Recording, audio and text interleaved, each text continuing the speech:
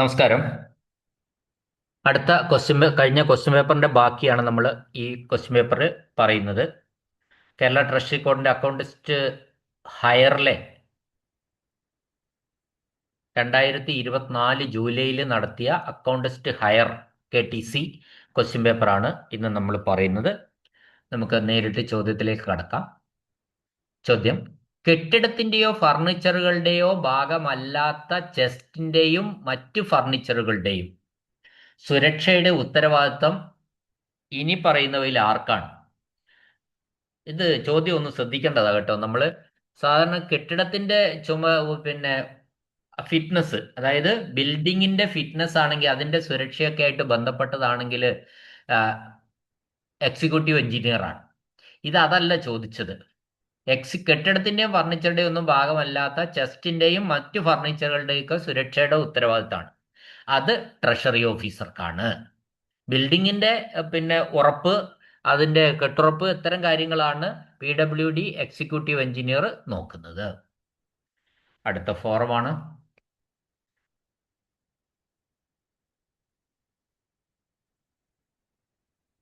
അടുത്തത്: ഡാഷ് രൂപയോ അതിലധികമോ മൂല്യമുള്ള നോട്ടുകൾ ഉയർന്ന മൂല്യമുള്ള നോട്ടുകളായി പരിഗണിക്കും. കേൾക്കുക: ഉയർന്ന മൂല്യമുള്ള 100 രൂപയും അതിലധികവും മൂല്യമുള്ള നോട്ടുകളെയാണ് നമ്മൾ ഉയർന്ന മൂല്യമുള്ള നോട്ടുകളായിട്ട് പരിഗണിക്കുന്നത്. ഇത് ഒരു തവണ ചോദിച്ചിട്ടുള്ള ചോദ്യമാണ്. അടുത്ത ചോദ്യം: സബ് ട്രഷറികളിൽ താൽക്കാലിക ചെസ്റ്റ് തുറക്കാൻ ആരാണ് അനുമതി നൽകേണ്ടത്? ആർക്കാണ് അനുമതി നൽകാനുള്ള? സബ് ട്രഷറികളില് താൽക്കാലിക ചെസ്റ്റ്, ആ താൽക്കാലിക ചെസ്റ്റ് തുറക്കാൻ അനുമതി നൽകാനുള്ള അധികാരം എന്ന് പറയുന്നത് ട്രഷറി ഓഫീസർക്കാണ്.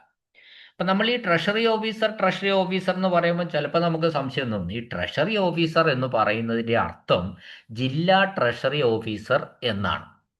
അല്ല, സാധാരണ സബ് ട്രഷറികളിലെ ഓഫീസറിനെ നമ്മൾ സബ് ട്രഷറി ഓഫീസർ എന്ന് പറയും. അപ്പോൾ ഒരു സബ് ട്രഷറിയിൽ താൽക്കാലിക ചെസ്റ്റ് തുറക്കാൻ അനുമതി നൽകാനുള്ള ഉത്തരവാദിത്തം ആർക്കാണ്? ട്രഷറി ഓഫീസർക്കാണ്.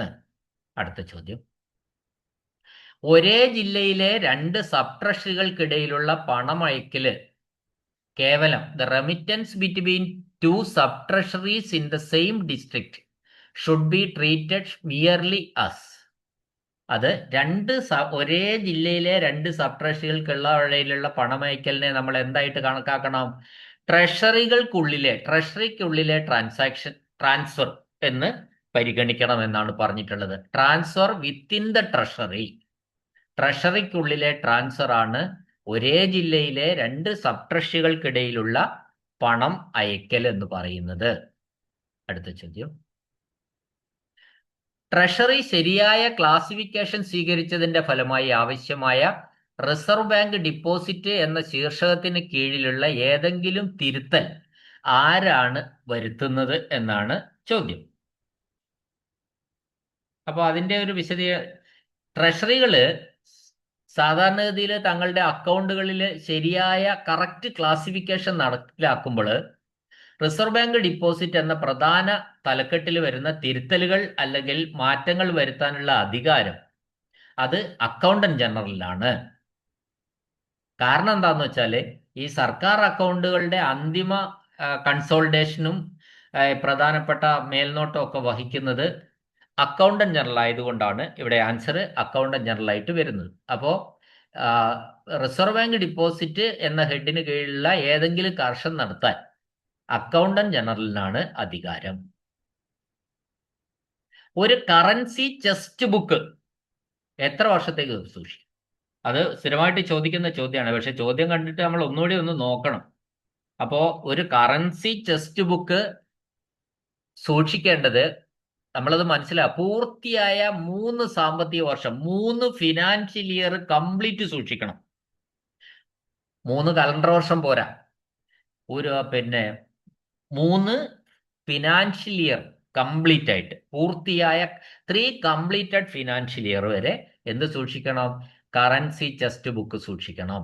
അടുത്ത ചോദ്യം: ട്രഷറി സ്ട്രോങ് റൂമിൽ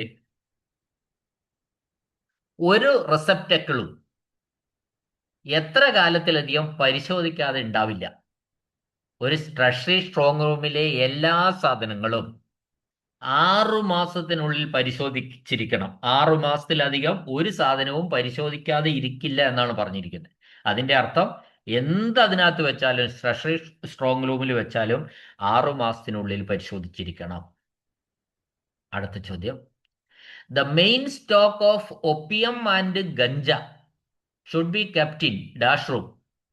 കറുപ്പിന്റെയും കഞ്ചാവിന്റെയും സ്റ്റോക്ക് ഇത് എവിടെ നിന്നെങ്കിലും പിടിച്ചതായിരിക്കും, എക്സൈസുകാർ പിടിച്ചതായിരിക്കും.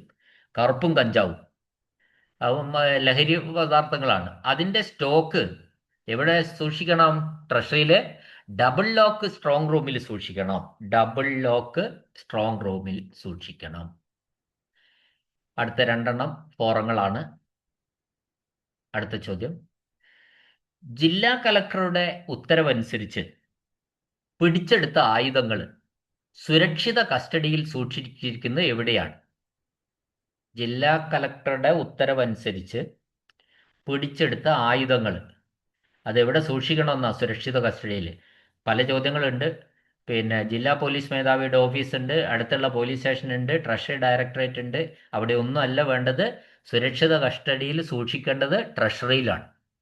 ജില്ലാ കളക്ടറുടെ ഉത്തരവനുസരിച്ച് പിടിച്ചെടുത്ത ആയുധങ്ങൾ സുരക്ഷിത കസ്റ്റഡിയിൽ സൂക്ഷിക്കേണ്ടത് ട്രഷറിയിലാണ്.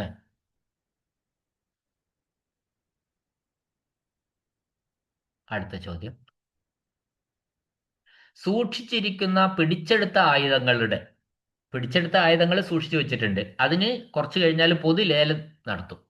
The amount collected through public auction of confiscated weapons kept is to be credited to dash receipt of the treasury department.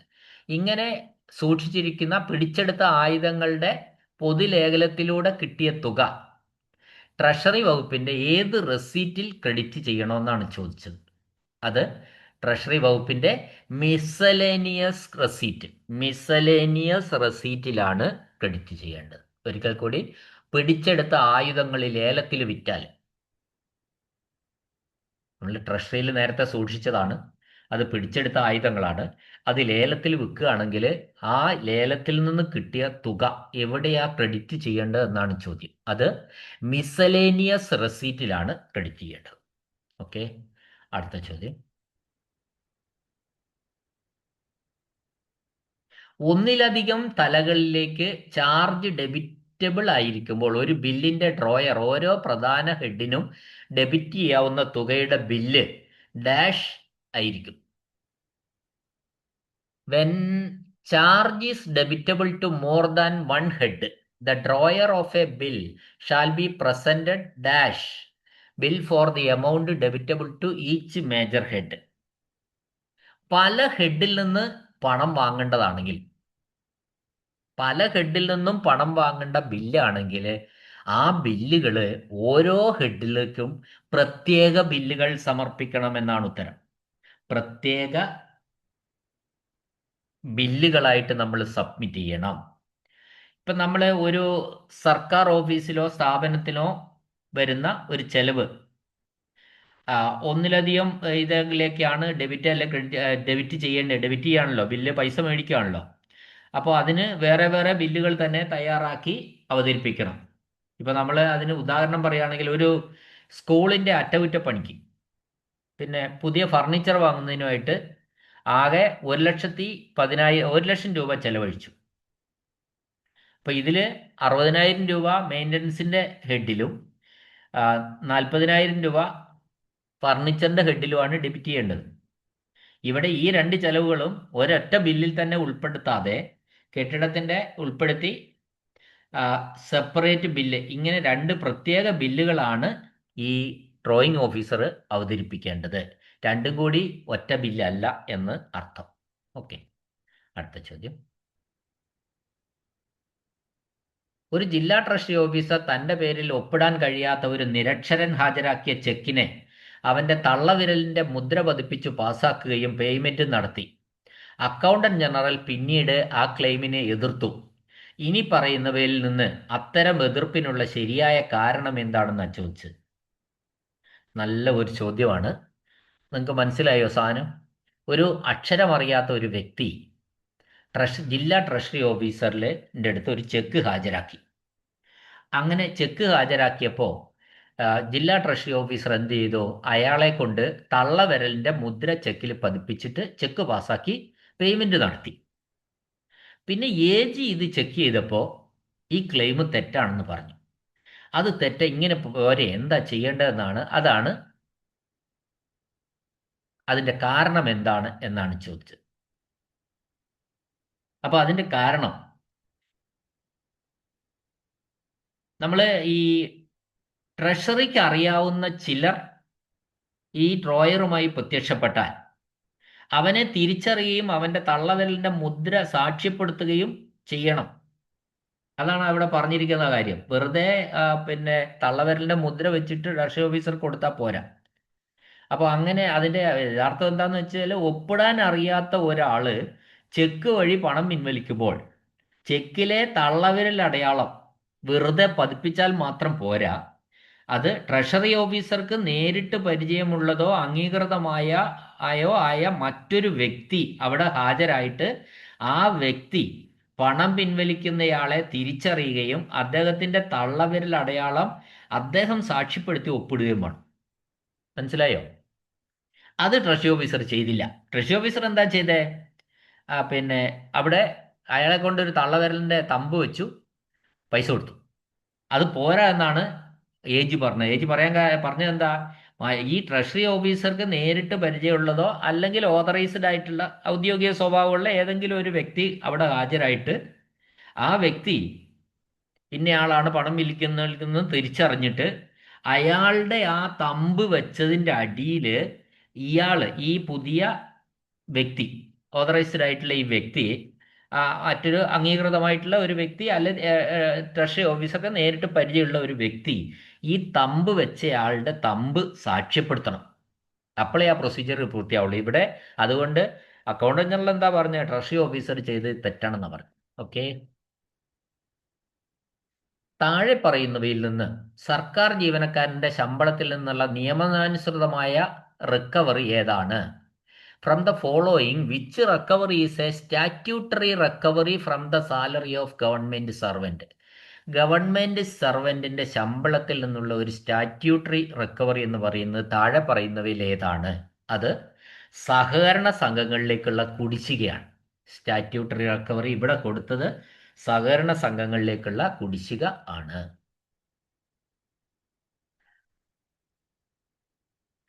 അടുത്ത ചോദ്യം, തൊഴിൽ നികുതിയിൽ വാർഷിക കിഴിവ് സംബന്ധിച്ച വസ്തുത ജീവനക്കാരുടെ ഡാഷ് മാസത്തെ ശമ്പള ബില്ലിൽ സാക്ഷ്യപ്പെടുത്തിയിരിക്കണം. അപ്പൊ എന്താ ഈ തൊഴിൽ നികുതി? നമുക്കറിയാം 2 അർദ്ധവർഷങ്ങൾക്കായിട്ടാണ് നമ്മൾ അടയ്ക്കുന്നത്. ജീവനക്കാര് തൊഴിൽ നികുതി ആദ്യത്തെ ഫിനാൻഷ്യൽ ഇയർ ആണ് April, May, June, July, August, September. September 30 വരെയുള്ള തൊഴിൽ നികുതി ഒന്നും, പിന്നെ ബാക്കി മാർച്ച് 31 വരെയുള്ള ഹാഫ് മറ്റു 2 ഗഡുക്കളായിട്ടാണ് നമ്മൾ പ്രൊഫഷണൽ ടാക്സ് അടയ്ക്കുന്നത് ജീവനക്കാര്. അപ്പൊ ഈ പ്രൊഫഷണൽ ടാക്സുമായി ബന്ധപ്പെട്ട സെപ്റ്റംബർ വരെയുള്ള തുക അതിന് മുന്നേ അടിച്ചിരിക്കണം. അപ്പോൾ അത് മാർച്ച് വരെയുള്ള തുക അതിന് മുന്നേ അടച്ചിരിക്കണം. അപ്പോൾ അടച്ചതിന് ശേഷം ഈ അടച്ചു എന്നുള്ള ഒരു സർട്ടിഫിക്കറ്റ് ഈ ഏത് മാസത്തെ ശമ്പള ബില്ലിൽ വെക്കണമെന്നാണ് ചോദിച്ചിരിക്കുന്നത്. ഞങ്ങൾ തൊഴിൽ നികുതി ഇന്ന ദിവസം മുതൽ ഇന്ന തീയതി വരെയുള്ള തൊഴിൽ നികുതി അടച്ചിട്ടുണ്ട് എന്നുള്ള ഒരു സർട്ടിഫിക്കറ്റ് ഏതൊക്കെ മാസം? ഒന്ന് സെപ്റ്റംബർ മാസത്തിലാണ് ഒരു ഹാഫ്, അപ്പോൾ ഓഗസ്റ്റിലെ ശമ്പള ബില്ലിൽ പെടുത്തണം. മറ്റത് മാർച്ച് മാസത്തിലാണ് മറ്റ് ഹാഫ് തീരുന്നത്, അപ്പോൾ ഫെബ്രുവരി മാസത്തെ ശമ്പള ബില്ലിൽ ആ സർട്ടിഫിക്കറ്റ് വെക്കണം. ഓക്കെ. ഓഗസ്റ്റ് മാസത്തെയും, അതായത് തീരുന്ന മാസത്തിന്റെ ഓരോ ഹാഫും തീരുന്ന മാസത്തിന്റെ തൊട്ട് തലേമാസം. ഓക്കെ. അടുത്തത് ഒരു അവസരത്തിൽ നിരവധി പേയ്മെന്റുകൾ അംഗീകരിക്കുമ്പോൾ ഒരു അവസരത്തിൽ എല്ലാ പേയ്മെന്റുകൾക്കും എത്ര സ്റ്റാമ്പ് ചെയ്ത റെസീറ്റ് ആവശ്യമാണ് എന്നാണ് ചോദിച്ചിരിക്കുന്നത്.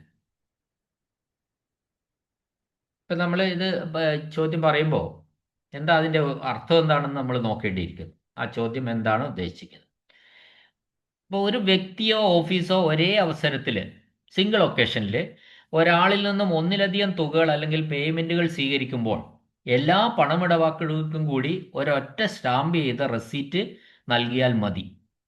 ഇപ്പോൾ ഒരു സർക്കാർ ഓഫീസിൽ ഒരാൾ ഫീസ്, പിഴ, മറ്റ് ഡിപ്പോസിറ്റുകൾ എന്നിങ്ങനെ വ്യത്യസ്ത ഇനങ്ങളിലുള്ള തുകകൾ ഒരുമിച്ച് ഒരേ സമയത്ത് അടയ്ക്കുന്നു എന്ന് കരുതുക.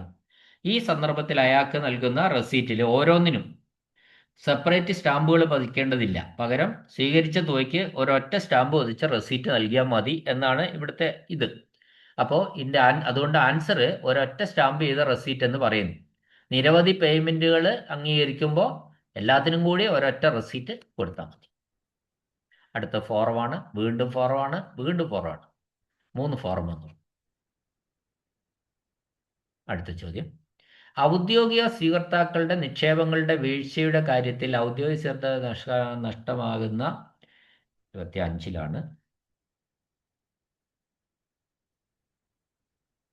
നഷ്ടമാകുന്ന വീഴ്ചയുടെ കാര്യത്തിൽ ഔദ്യോഗിക സ്വീകർത്താക്കൾ സർക്കാരിന് നഷ്ടമാകുന്ന ഇനങ്ങളുടെ ലിസ്റ്റ് തയ്യാറാക്കി ഓരോ വർഷവും എപ്പോ ട്രഷറിയിൽ സമർപ്പിക്കണം? എല്ലാ വർഷവും മാർച്ച് 31-നകം എന്നാണ് ഉത്തരം. അത് പിന്നെ ഇപ്പോൾ ഒരു ഉദാഹരണം പറഞ്ഞാൽ, ഇപ്പം നമ്മൾ പിന്നെ കോടതികളിൽ നിന്നോ മറ്റോ ഔദ്യോഗികമായി നിയമിക്കപ്പെടുന്ന ചില ഒഫീഷ്യൽ റിസീവേഴ്സ് ഉണ്ട്, അത് സ്വീകർത്താക്കൾ. ആ റിസീവേഴ്സ് കൈവശം വെച്ചിരിക്കുന്ന നിക്ഷേപമോ തുകകളോ ഒരു കാലയളവ് കഴിഞ്ഞാൽ സർക്കാരിൻ്റെ ഖജനാവിലേക്ക് കണ്ടുകെട്ടപ്പെടുകയോ ലാപ്സായിട്ട് മാറുകയോ ഒക്കെ ചെയ്യും. ആ തുക തിരിച്ചു കൊടുക്കേണ്ട തുകയാണ്, പക്ഷെ ഒരു കാലാവധി കഴിഞ്ഞാൽ അത് കണ്ടുകെട്ടുകയോ ലാപ്സാക്കുകയൊക്കെ ചെയ്യും.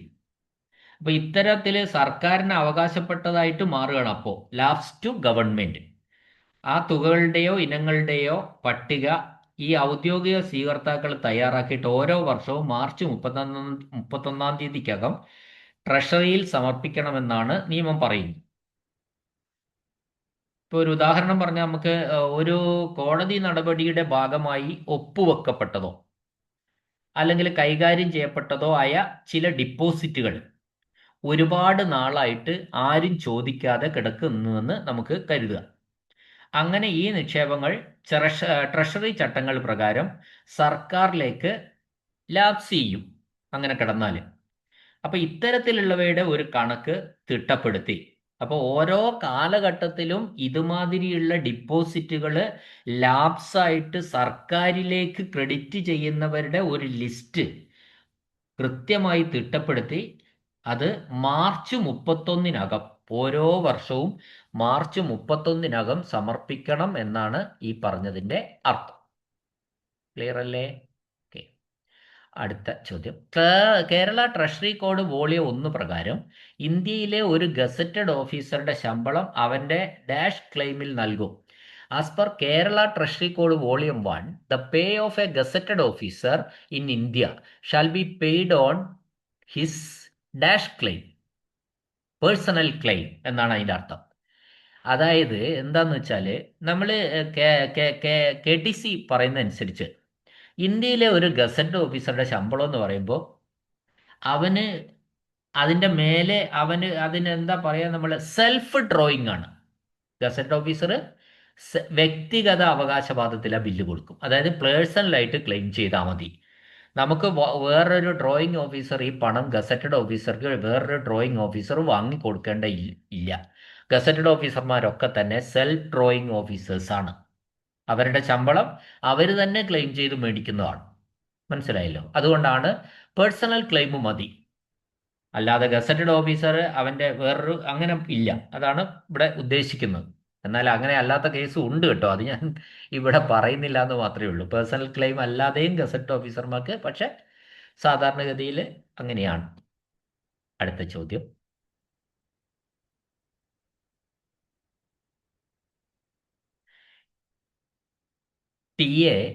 the TA claim outstanding of against a gazetted employee on deputation and the claim related the period prior to deputation shall be paid from.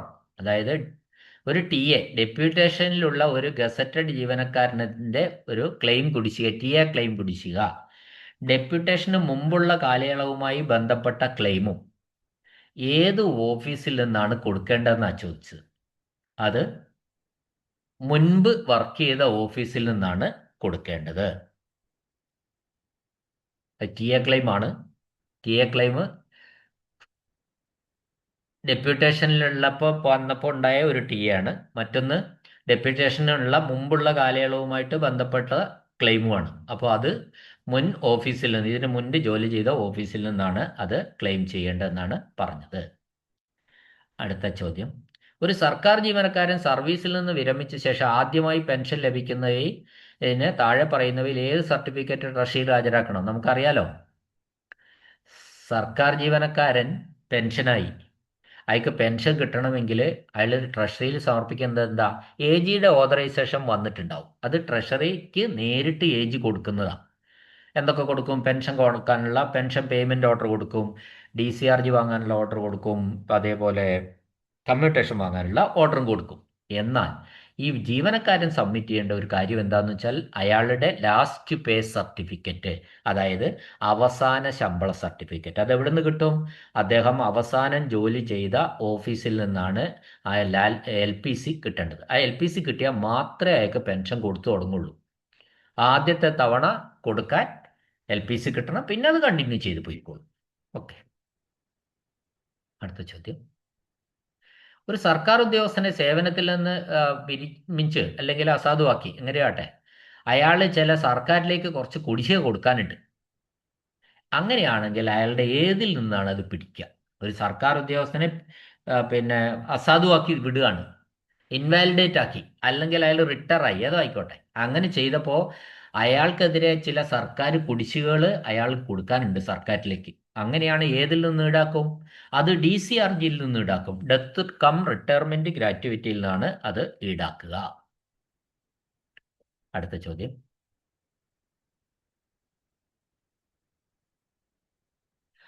തുകയുടെ ബില്ല് എടുക്കുന്നതിന് മുമ്പ് ചില സർക്കാർ ഉദ്യോഗസ്ഥർക്ക് അവരുടെ ഓഫീസുകളുമായി ബന്ധപ്പെട്ട കണ്ടിൻജന്റ് ചാർജുകൾ നിറവേറ്റുന്നതിന് അനുവദിച്ച തുകയെ വിളിക്കുന്നത്, അതായത് amount granted to certain government servants to meet contingent charges relating to their offices before drawing bill for the amount is called. അതായത് തൻ്റെ ഓഫീസിൽ നടക്കുന്ന ചെറിയ ചെറിയ ചെലവുകൾ, കൊറിയർ അയക്കുക, പിന്നെ കറണ്ട് ചാർജ് അടയ്ക്കുക, അങ്ങനെയുള്ള ചെറിയ ചെറിയ പല ആവശ്യങ്ങളുണ്ടാവും നടത്തുന്നതിന് വേണ്ടി മുൻകൂർ. അപ്പോൾ മുൻകൂർ ഗവൺമെൻറ് അനുവദിക്കുന്ന അഡ്വാൻസ് ആണ് പെർമനൻ്റ് അഡ്വാൻസ്.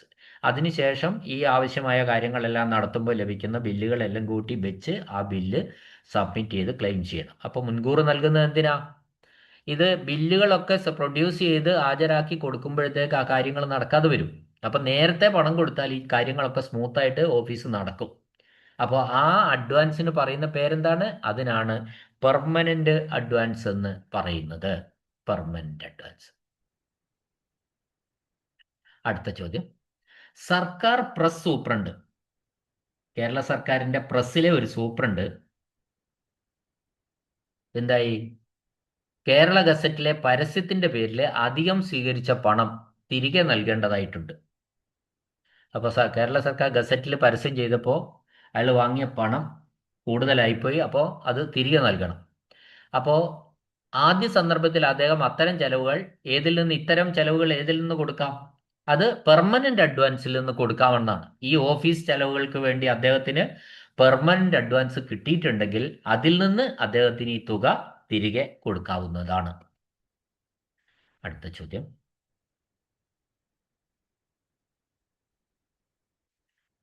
ഏണസ്റ്റ് മണി ഡിപ്പോസിറ്റ് തിരിച്ചു കൊടുക്കാൻ ഉത്തരവിടാൻ അധികാരമുള്ള വനം വകുപ്പിലെ ഉദ്യോഗസ്ഥൻ ഇന്ന് വരെ ചോദിച്ച എല്ലാ ചോദ്യപേപ്പറിലും ഉണ്ടായ ഒരു ചോദ്യമാണ്. അതായത് ഒരു ലേലം വിളിക്കുന്ന സമയത്ത് കെട്ടിവെച്ച ഏണസ്റ്റ് മണി ഡിപ്പോസിറ്റ് അഥവാ നിരതദ്രവ്യം തിരികെ കൊടുക്കാൻ ഉത്തരവിടാൻ അർഹതയുള്ളത് ആർക്കാണ്? വനം വകുപ്പിൽ ഡിവിഷണൽ ഫോറസ്റ്റ് ഓഫീസർക്കാണ്, DFOയ്ക്കാണ് ആ അധികാരം ഉള്ളത്. ഒരു കണ്ടിൻജന്റ് ബില്ലിന് മേലുള്ള അംഗീകാരം ലഭിച്ച തീയതി മുതൽ എത്ര കാലങ്ങൾക്ക് ശേഷം അത് ലാപ്സാകും? An endorsement on a contingent bill shall lapse -months after the date of endorsement. അപ്പോൾ എൻഡോഴ്സ്മെന്റ് മുതൽ 3 മാസം കൊണ്ട് ആ കണ്ടിൻജന്റ് ബില്ല് ലാപ്സ് ആവും. അതിനുള്ളിൽ പണം വാങ്ങണം. അടുത്ത ചോദ്യം.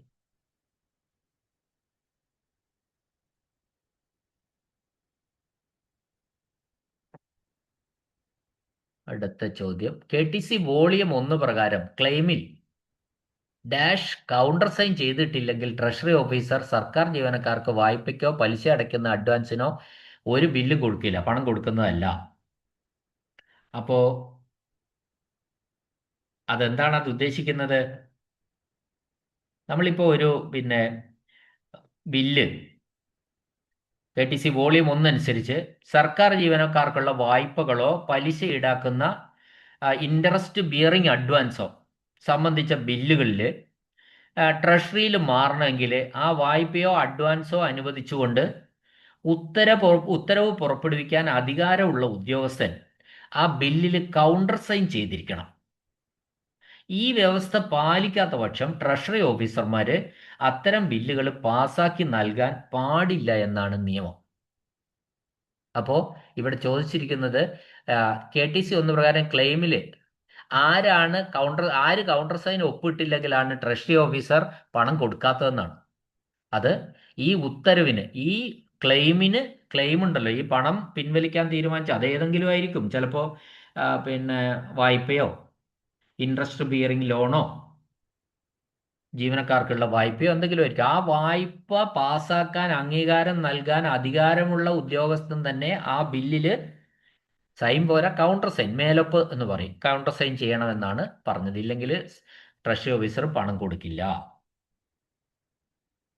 അടുത്ത ചോദ്യം, ഒരു ക്യാഷ് ഓർഡറിന്റെ സാധുത വാലിഡിറ്റി ഇഷ്യൂ ചെയ്ത മുതൽ എത്ര മാസങ്ങൾക്ക് ശേഷമാണ്? ക്യാഷ് ഓർഡർ 3 മാസം വരെയാണ് വാലിഡിറ്റി എന്ന് പറയുന്നത്. ക്യാഷ് ഓർഡർ നമ്മൾ നിരവധി തവണ പറഞ്ഞതായതുകൊണ്ട് അതിൽ ഞാൻ ഒരു വിശദീകരണം തരുന്നില്ല. അടുത്ത ചോദ്യം, ട്രഷറി ബിൽ ബുക്ക് നഷ്ടപ്പെട്ടതായി കണ്ടെത്തിയാൽ, ബാക്കി ഇവിടെ ഫോറങ്ങൾ 1, 2, 3 ഫോറം ഇപ്പം തന്നെ വന്നു. അപ്പോൾ ഈ ക്വസ്റ്റ്യൻ പേപ്പറിൽ കണ്ടമാനം ഫോറങ്ങളുണ്ട്. അത് ഇതുപോലുള്ള ക്വസ്റ്റ്യനാണ് കിട്ടുന്നതെങ്കിൽ പിന്നെ വലിയ പണിയില്ല, വളരെ ഈസി ആയിട്ട് പാസ്സാവും. ട്രഷറി ബിൽ ബുക്ക് നഷ്ടപ്പെട്ടതായി കണ്ടെത്തിയാൽ ഡ്രോയിങ് ഓഫീസർ വിശദാംശങ്ങൾ ആരെ അറിയിക്കണം? അത് DDO ആരെ അറിയിക്കണം? ട്രഷറി ഓഫീസറെ അറിയിക്കണം. കാരണം ട്രഷറി ഓഫീസറാണ് ഈ ബിൽ ബുക്ക് കൊടുത്തത്, ഇഷ്യൂ ചെയ്തത്. അത് വാങ്ങിയത് ആ സ്ഥാപനത്തിന് വേണ്ടിയിട്ടാണ്, ആ സ്ഥാപനത്തിലെ DDO ആണ് വാങ്ങിയത്. അപ്പോൾ നഷ്ടപ്പെട്ടാൽ ആദ്യം അറിയിക്കേണ്ടത് ട്രഷറി ഓഫീസറെയാണ്. ഇനി അടുത്ത ചോദ്യം സ്ഥിരം ക്വസ്റ്റ്യൻ ആണ്. ട്രഷറി അതിൻ്റെ ബിസിനസ് ബാങ്ക് വഴി ഇടപാട് നടത്തുന്ന സ്ഥലങ്ങളിൽ പോലും, ട്രഷറി അവരുടെ പണമിടപാട് ബാങ്ക് വഴിക്കാണ് നടത്തുന്നത് എങ്കിൽ പോലും ഏത് ക്ലെയിമുകൾ ട്രഷറിയിൽ തന്നെ കൊടുക്കണമെന്നാണ്. അത് പെൻഷൻ ട്രഷറിയിൽ നിന്ന് തന്നെ കൊടുക്കണമെന്നാണ്. പെൻഷൻ ക്ലെയിമുകളെല്ലാം ബാങ്കിൽ നിന്നല്ല, ട്രഷറിയിൽ നിന്ന് തന്നെ കൊടുക്കണം. ബാക്കി എല്ലാ ഇടപാടുകളും ബാങ്കിൽ നിന്നാണെങ്കിൽ പോലും പെൻഷൻ ഇടപാടുകൾ ട്രഷറിയിൽ നിന്ന് തന്നെ കൊടുക്കേണ്ടതാണ്. ഇത് പലതവണ റിപ്പീറ്റ് ചെയ്തിട്ടുള്ള ക്വസ്റ്റ്യൻ ആണ്. ഓക്കെ, അടുത്ത ചോദ്യം, KTC വോളിയം 1 പ്രകാരം ട്രഷറിയിൽ ലഭിച്ച ബില്ലുകൾ പാസാക്കിയ ശേഷം ഒരു പ്രത്യേക മെസ്സഞ്ചർ മുഖേന ഒരു ബോക്സിൽ ബാങ്കിലേക്ക് അയക്കുന്നു. പ്രത്യേക മെസ്സഞ്ചർ എവിടുത്തെ ജീവനക്കാരനായിരിക്കണം? പ്രത്യേക മെസ്സഞ്ചർ ബന്ധപ്പെട്ട ട്രഷറിയിലെ ജീവനക്കാരനായിരിക്കണം. ഇതൊന്ന് വിശദീകരിക്കാൻ വേണമെങ്കിൽ, ഇപ്പം ഉണ്ടോയെന്ന് എനിക്കറിയില്ല. മുൻകാലങ്ങളിൽ നടന്നിരുന്ന ഒരു പ്രോസസ്സാണ്. അതായത് നമ്മൾ ഒരു ട്രഷറിയിൽ, ബാങ്കിങ് ട്രഷറിയാണ്. അപ്പോൾ അവിടെ ട്രഷറിയുടെ ഇടപാടുകളൊക്കെ, പണമിടപാട് നടത്തുന്നത് ബാങ്കാണ്. അപ്പോൾ നമ്മൾ ട്രഷറിയിൽ ഒരു ബില്ല് കൊടുത്തു, ബിൽ ബുക്കിൽ രേഖപ്പെടുത്തി ട്രഷറിയിൽ ഒരു ബില്ല് കൊടുത്തു. അത് ശമ്പള ബില്ലായിക്കോട്ടെ, അല്ലെങ്കിൽ മറ്റേതെങ്കിലും ബില്ലായിക്കോട്ടെ, അല്ലെങ്കിൽ പ്രൊവിഡൻറ്റ് ഫണ്ടിൻ്റെ അഡ്വാൻസിനുള്ള ബില്ലോ, ഏതെങ്കിലും ഒരു ബില്ല് കൊടുത്തു. ചില സമയത്ത് തലേന്ന് കൊടുത്താൽ പിറ്റേന്ന് അത് പാസ്സാകും, അല്ലെങ്കിൽ രാവിലെ കൊടുത്താൽ അന്ന് തന്നെ പാസ്സാകുന്ന ബില്ലുകളൊക്കെ ഉണ്ടാവും. അപ്പോൾ ബില്ല് പാസ്സായി കഴിഞ്ഞാൽ ട്രഷറി ഓഫീസർ എന്ത് ചെയ്യും? ആ ബിൽ ബുക്ക് പുറത്തേക്കിടും. അപ്പോൾ ബിൽ ബുക്ക് പുറത്തേക്ക് ഇട്ടാൽ അതിൻ്റെ ഒരു അർത്ഥം എന്താണെന്ന് വെച്ചാൽ ബില്ല് പാസ്സായിട്ടുണ്ട്. പക്ഷെ ബില്ല് പാസ്സായി കഴിഞ്ഞാൽ നമുക്ക് പണം എവിടെ നിന്ന് കിട്ടൂ? ബാങ്കിൽ നിന്ന് മാത്രമേ കിട്ടുള്ളൂ. അത് ഈ ഒരു ദിവസം പാസ്സായ എല്ലാ ബില്ലുകളും കൂടി ഏകദേശം 1 മണിയാവുമ്പോൾ ഒരു പെട്ടിയിലാക്കും. പഴയ നമ്മുടെ നാട്ടിൽ പറയുന്ന ഇരുമ്പ് പെട്ടിയില്ലേ, ട്രങ്ക് പെട്ടി എന്നൊക്കെ പറയുന്നത്, ആ ഇരുമ്പ് പെട്ടിയിലാക്കി അത് പൂട്ടിയിട്ട് ഒരു മെസ്സഞ്ചറുടെ കയ്യിൽ ബാങ്കിലേക്ക് കൊടുത്തയക്കും. ഈ ബാങ്ക് എന്ന് പറയുന്നത് ചിലപ്പോൾ അതേ ടൗണിൽ 10-50 മീറ്റർ ദൂരെ ആയിരിക്കും, അല്ലെ 100 മീറ്റർ ദൂരെ ആയിരിക്കും. ഈ മെസ്സഞ്ചർ ഈ ബില്ലുകൾ മുഴുവൻ അവിടെ, അപ്പോൾ നമ്മളെ ഈ ട്രഷറിയിൽ നിന്ന് ബില്ല് കൊടുത്ത ആളെടുത്ത് എന്തുണ്ടാവും? ടോക്കൺ ഉണ്ടാവും. ആ മെസ്സഞ്ചർ ഈ ബില്ലുകളെല്ലാം പെട്ടി സഹിതം പൂട്ടി ബാങ്കിൽ കൊണ്ട് കൊടുക്കും. അവിടെ നിന്ന് ബാങ്ക് ആ പെട്ടി തുറന്ന് ഈ പിന്നെ ഇതിനകത്ത് ഈ ബില്ലിൽ വീണ്ടും സിഗ്നേച്ചർ അറ്റസ്റ്റ് ചെയ്ത് മേടിക്കും. ടോക്കൺ മേടിച്ചിട്ടാണ് ഈ പണം കൊടുക്കുന്നത്. അപ്പോൾ ഈ പെട്ടി കൊണ്ടുവന്ന ഉദ്യോഗസ്ഥൻ ആരായിരിക്കണമെന്നാണ് ചോദിച്ചത്. അത് ഈ ബന്ധപ്പെട്ട ട്രഷറിയിലെ ഒരു ഉദ്യോഗസ്ഥനായിരിക്കണം. ക്ലിയർ ആയില്ലേ? അടുത്ത ചോദ്യം സ്ഥിരം ചോദ്യമാണ്, 92. Civil rules of practice. അത് എന്തുമായിട്ട് ബന്ധപ്പെട്ടിരിക്കുന്ന സിവിൽ റൂൾസ് ഓഫ് പ്രാക്ടീസ്? അത് ഹൈക്കോടതിയിൽ നിക്ഷേപിച്ച തുകയുടെ തിരിച്ചടവാണ്.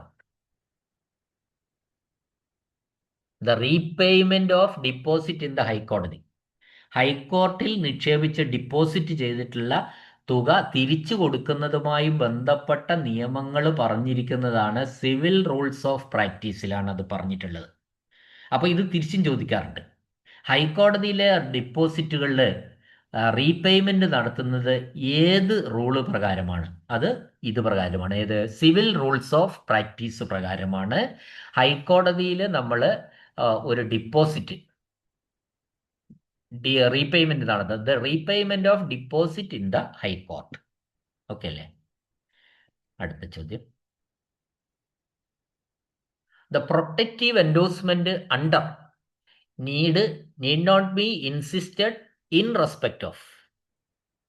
അതായത് നമ്മൾ ഒരു ബില്ലിൽ ഒരു എമൗണ്ട് എഴുതുമ്പോൾ, ബില്ല് അല്ലെങ്കിൽ ഏത് പിന്നെ ഫിനാൻഷ്യൽ ഇൻസ്ട്രുമെന്റിലായിക്കോട്ടെ, ആ ഫിനാൻഷ്യൽ ഇൻസ്ട്രുമെന്റുകളിലൊക്കെ തന്നെ ബില്ലോ അല്ല സാധാരണ PD അക്കൗണ്ടിലെ ചെക്കോ എന്തൊക്കെ ആയിക്കോട്ടെ, അതൊക്കെ തന്നെ നമ്മൾ സാധാരണഗതിയിൽ അതിന് ഒരു പ്രൊട്ടക്ഷൻ നോട്ട് എഴുതാറുണ്ട് എപ്പോൾ. ഞാനത് നിരവധി തവണ പറഞ്ഞിട്ടുള്ളതാണ്. പ്രൊട്ടക്ഷൻ നോട്ട് എന്ന് പറയുന്നത് നമ്മൾ സാധാരണഗതിയിൽ ഒരു എമൗണ്ട്, ഒരു ട്രഷറിയിലെ PD അക്കൗണ്ട് ആയിക്കോട്ടെ, പേഴ്സണൽ ഡിപ്പോസിറ്റ് അക്കൗണ്ട്, അവിടെ നമ്മൾ ബിലോ RS 10,000 രൂപയാണ് നമ്മൾ ക്ലെയിം ചെയ്യുന്ന എമൗണ്ട് എങ്കിൽ നമ്മൾ അതിൻ്റെ മുകളിൽ എഴുതും ബിലോ RS 10,001. ആ 10,000-നെ ഒന്ന് പ്രൊട്ടക്റ്റ് ചെയ്ത 10,000 എന്ന തുക കൃത്യമായിട്ട് അത് സ്പെസിഫിക് ആക്കാൻ വേണ്ടി നമ്മൾ 1 രൂപ കയറ്റി എഴുതിയിട്ട് ബിലോ എന്ന് കാണിക്കും. അതിനാണ് നമ്മൾ പ്രൊട്ടക്ഷൻ നോട്ട് എന്ന് പറയുന്നത്. ആ സംഖ്യയ്ക്ക് ഒരു പ്രൊട്ടക്ഷനാണ്. Below RS 10,001. അത് ഇവിടെ ചോദിച്ചതല്ല.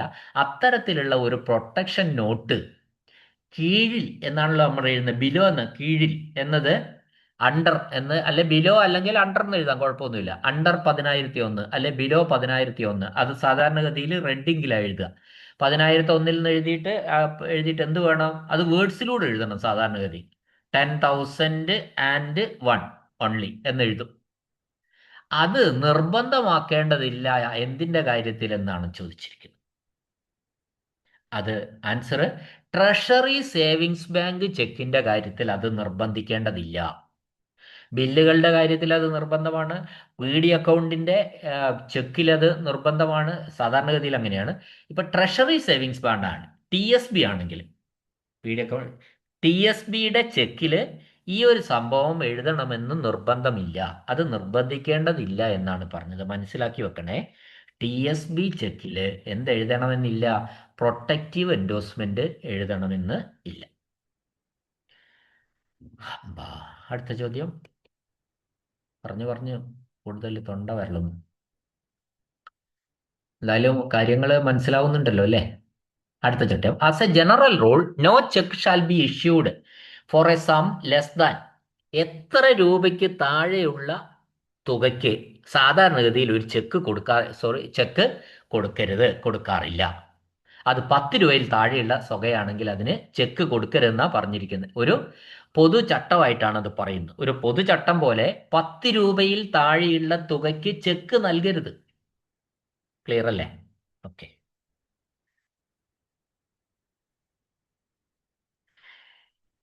ലെറ്റർ ഓഫ് ക്രെഡിറ്റുമായി ബന്ധപ്പെട്ടതാണ്. സ്ഥിരം ചോദ്യമാണ് ലെറ്റർ ഓഫ് ക്രെഡിറ്റ്. നമുക്കറിയാലോ ലെറ്റർ ഓഫ് ക്രെഡിറ്റ് പിന്നെ ആരാ നൽകുന്നത്? ധനകാര്യ വകുപ്പാണ് ലെറ്റർ ഓഫ് ക്രെഡിറ്റ് നൽകുന്നത്. ആർക്കാണ് കൊടുക്കാറ്? ഡിവിഷണൽ ഓഫീസർമാർക്കാണ് ലെറ്റർ ഓഫ് ക്രെഡിറ്റ് കൊടുക്കാറ്. ഡിവിഷണൽ ഓഫീസർമാർ. ഓക്കെ. അടുത്ത ചോദ്യം.